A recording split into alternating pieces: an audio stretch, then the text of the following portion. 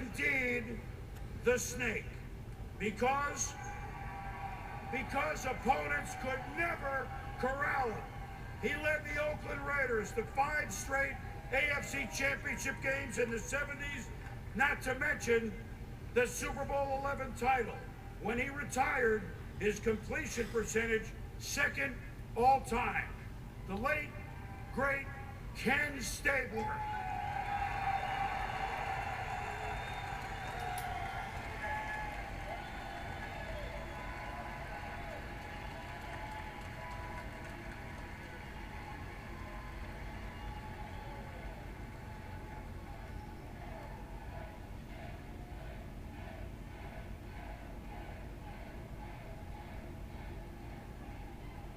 There has never been a year. He finally goes into the Hall of Fame, but sadly he will not be here to witness it. Yeah, and I think that the selection committee needs to think about that. Now, I played against Kenny, so I know that he was a true Hall of Famer, maybe between 5 years being retired and 10 years being retired. But he should have been here at least to enjoy being a Hall of Famer for some amount of time. Some of the greatest plays in NFL history were authored by Ken Stabler. He gets his long overdue enshrinement now. Hello again from the Pro Football Hall of Fame. To watch him play quarterback and to look at him without a helmet, Ken Stabler was without a doubt, all right, we're going to say it, he was an Oakland Raider. Al Davis said it, just win, baby, and that's exactly what he did, win, baby. This 3-time Alabama All-American became a starter for the Oakland Raiders in 1973, and the next 5 seasons, Oakland played in all 5 AFC Championship games. Their record over that 5-year span, 56, 13, and 1. They won Super Bowl 11 by crushing the Vikings. The reason they weren't in any more Super Bowls, you might remember that the Steelers and the Dolphins in the 70s were pretty good themselves. The Snake was 2-time MVP, and by the time he finished playing in Houston and New Orleans, he had the 2nd highest career pass completion percentage behind only Joe Montana. Hall of Famer Freddie Biletnikoff, some of the other Raiders will help on stage. And to present the late, great Ken Stabler into the Hall, his Hall of Fame coach, at home recuperating from some surgery, John Madden.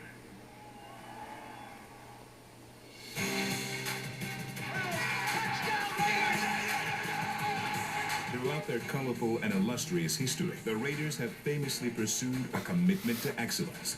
And no player in franchise history fulfilled that commitment quite like Ken the Snake Stabler. The legendary lefty grew up in Foley, Alabama, bypassing minor league baseball contract offers from the Yankees and Astros to play for Bear Bryant at the University of Alabama. Stabler scrambles, avoids tacklers, and again throws to Perkins for another 45-yard scoring play. He finished with an 18-2-1 record as a starter for the time, providing a glimpse of what was to come. Kenny the Snake Stabler keeps the ball. Sweeps left end. Stabler became a Raider in 1968. Al Davis's Raiders were a unique franchise, carrying themselves with a swagger and toughness that had an intimidating effect on opponents. The Snake fit right in. Stabler's elusive scrambling style made him a dangerous playmaker through the air and on the ground, and his confident demeanor was a perfect fit for the tough, take-no-prisoners mentality of the 1970s Raiders. Stabler is on the money, and the Raiders have pulled this one out of the fire. He would be slowed by a series of knee injuries, but in fitting Stabler fashion, he learned to improvise. Though the once frequent scrambler reinvented himself as a more traditional drop-back passer, the results were the same. Whatever that thing was, that focus, that concentration, that competitiveness, he could just step it up a notch when you needed it. Stabler rolling to the left. He's going to go.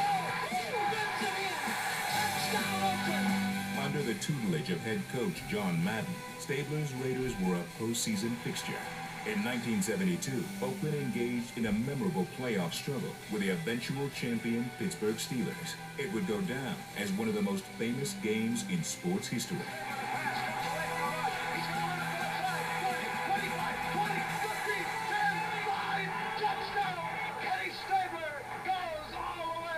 After leading the league in passing touchdowns, Stabler was named league MVP in 1974. He again led the league in touchdown passes in 1976, taking the Raiders to Super Bowl 11. These are hungry football teams, and the world waits to find out who's going to wear that Super Bowl ring.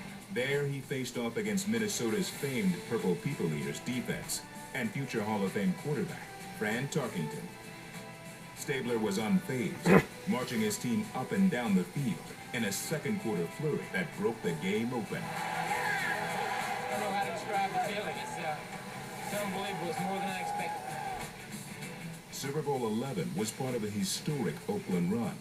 The Raiders won 5 consecutive AFC West titles, and Stabler became the first quarterback since the AFL-NFL merger to take his team to 5 straight conference title games. Stabler reached 4 Pro Bowls in his 15 NFL seasons. He remains the Raiders' all-time franchise leader in wins, passing yards, and passing touchdowns. But beyond the stats, Stabler also exemplified the best of what the Raiders aspired to be. Touchdown, Raiders! I always said that if I had one quarterback to make a drive, the length of the field, at the end of the game, to win that game, that guy would be Ken Stabler, number 12. We miss you, we love you, and we'll see you in the Hall of Fame. He was tough, he was confident, and he was a devoted fixture in the city of Oakland.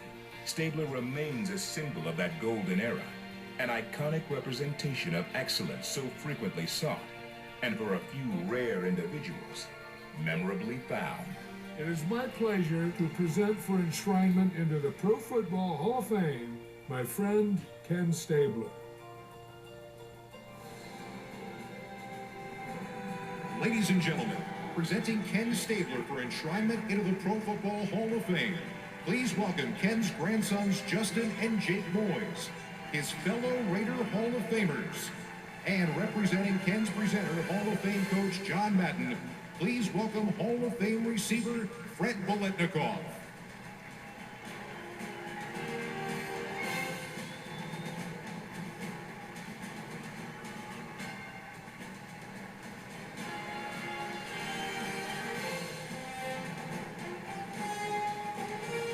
There you see the raw emotion, and you just wish Ken had been here to see it as well.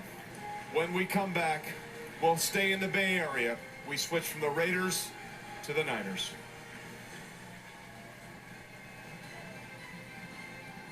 Looking for a real breakfast burrito?